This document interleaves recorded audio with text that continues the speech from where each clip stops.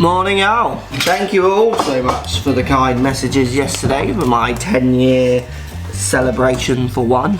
I'll sing my own birthday songs, thank you very much. 10 years? 10 years on YouTube, but I started YouTube when I was 2. Exactly, when you were 2.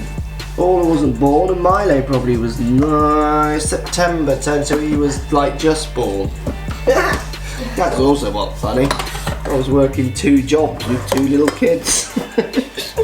But no, making YouTube videos is all really easy apparently. So I had a comment in from the video actually, which made me think we'll have a little discussion, because I quite like these talking bits, you know, talking stuff. So it's from Steve, and he said, well done on 10 years, so you know, so on and so forth. His main point was, I have some interesting thoughts, questions for you. Would you take the opportunity of coaching a tour pro if it meant no longer coaching amateurs? Have you had an opportunity of working with tour pros, or is it something that you would either like to do or have decided not to do? Do you think in a fuddy-duddy world, or fuddy-duddy weird world of golf, a YouTube coach could also coach a tour pro and be taken seriously? So lots of interesting points in that question, which we're going to address today. And today's question to you is, if someone teaches a tour pro, so like on their CV, what does that mean to you? Because obviously amongst my internal profession it means far more in my opinion than it should, which is what we're going to discuss today. But let me know what it means to you down there. Is it something that kind of is like a badge of honour? You know, lots of people wear it as a massive badge of honour, or not, means nothing. Post comments down there, hit thumbs up. As always, thanks for watching. We're 10 years on, let's go forward 10 more years.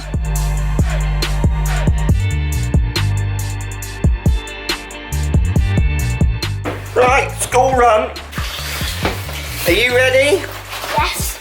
Oh, I've got some serious game, haven't I? Some going to the shops to get tea game, don't you think? In that bag? Mm-hmm. Strong bag game? Say yes, Daddy. Yes, Daddy. Say yes, Daddy. So let's deal with the first part of the question. Would I teach a tour pro if it sacrificed teaching amateurs? Absolutely not. I get so much pleasure from taking a handicap golfer and improving their handicap. When it comes to tour pros, obviously you get the success level as well, but it's tiny changes, where with amateurs I've always loved, I love teaching beginners and watching them go from never playing golf to my time frame, kind of within 6 to 8 weeks, getting them on a golf course and seeing their faces enjoying the game was just so rewarding. And this will lead me on to other points. So I think certainly within my industry, and then that reflects out to you as a consumer, I think we get the message of what is a good coach or not so confused and absolutely completely wrong, which we'll come to. So I would never sacrifice teaching amateurs to teach a tour pro.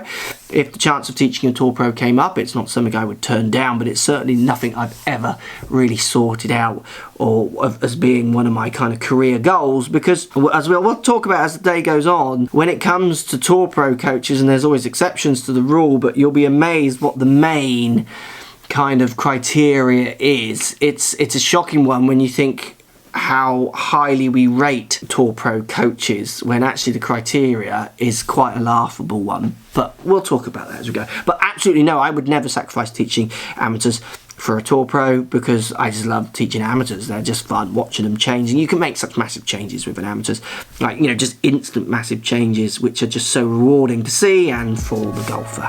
Right, more reviews to do. Let's get the Dawlish. Right, made it to Dawlish, and it's relatively calm. That's a bonus.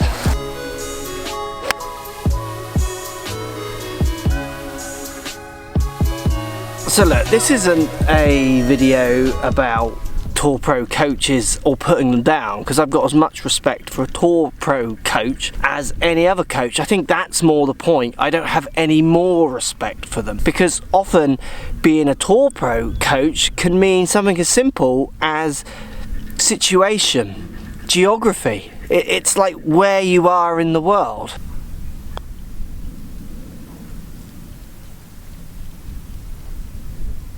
Oh, that is not a good putt. I mean, a good example, and this is no disrespect to him as a coach in any way, that is a free putt, is Rory McIlroy's coach. I mean, Rory McIlroy's coach is the pro where he was a junior. That's geography down to a T. You know, if I wanted to teach tour pros, if that was my goal, which it is for lots of pros, and I get that, then Devon is not where I would put myself. I would put myself in Surrey, where lots of them have houses and they're flying in and out of if they want to live in the UK. Dubai, you know, I wouldn't be in Devon because it's one of the massive criteria. If you speak to someone like Sean Foley, he moved to Florida because there was a bigger concentration of tour pros almost than anywhere else in the States. So he put himself in the middle of them. I've spoken to a Trackman Maestro who's got 6 tour pros on his range, TP Summerlin, at any one given time. They come over and ask for advice, they come over for chats, they're always looking for medicine. If you wanted that to be your goal, then geography plays a massive part. And the thing that I don't like about that is the way that golf internally rates tour pro coaches as something special. TV wants them. Teaching a tour pro, think about it, this drives me mental. Tour pros, generally middle class to upper class as a generalised rule, have had things laid in front of them. I don't know many tour pros, and there's always extremes and there's always exceptions, but your average tour pro has it all laid out in front of them. It doesn't mean they've not worked hard and they're not super talented, however you define that, but what it means is that they've had people fighting with them, often great parents. I know coaches who have worked with kids in inner cities where kids are struggling and got them into golf courses and into golf. That's a bigger achievement for me personally than teaching some tour pro who's come from a kind of very nice golf club with a mum or dad who's into golf and everything's just been set out for them.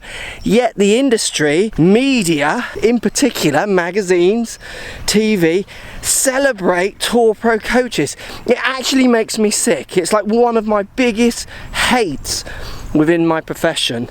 There are some great coaches out there doing some amazing things with real golfers, getting golfers started, which grows the game. Yet we want to celebrate tour pro coaches, and like I say, this isn't a dig at tour pro coaches, it's more a dig of my whole industry, and then in turn how the public get it reflected at them. It really winds me up.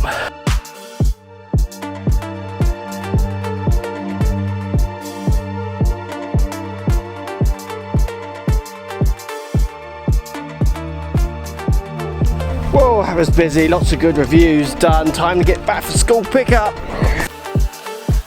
She's been picked up, she's watching and eating a wagon wheel. Good work, Dad.